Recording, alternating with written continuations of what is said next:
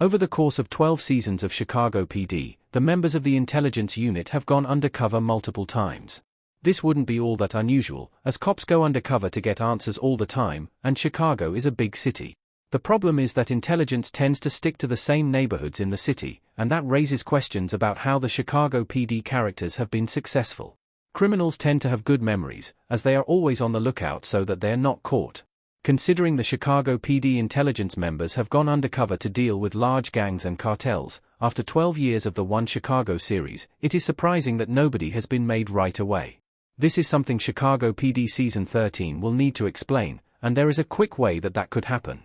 Several Chicago PD characters have gone undercover multiple times. The same intelligence members seem to be the ones going undercover. There have been many cases that involved a member of the intelligence unit going undercover. Kevin Atwater, LaRoyce Hawkins, has been used for a lot of gang-related storylines, while Torres, Benjamin Levi Aguilar, has been used recently for more of the cartel crimes.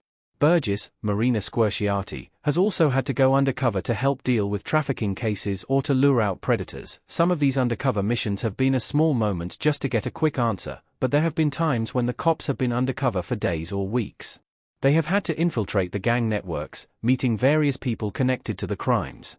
And in some cases, they've had to go undercover inside a prison, leading to a connection to other police officers or guards. It's hard to believe no one has recognized any of the intelligence unit from previous undercover ops.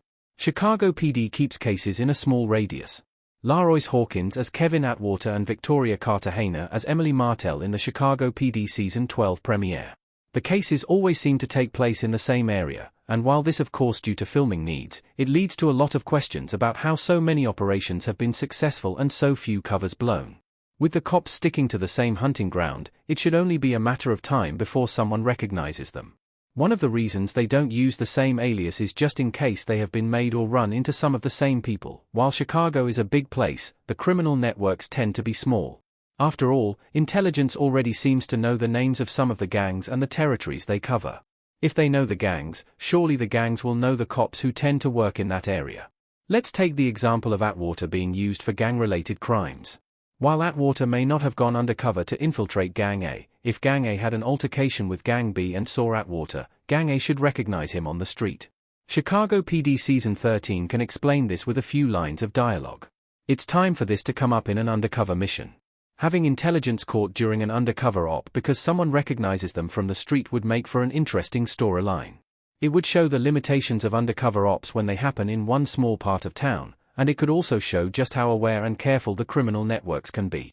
However, this would require some planning, as it would need to take place over more than just one episode to add some weight to the arc. Another option to explain this in Chicago PD Season 13 would be to include a couple of lines of dialogue.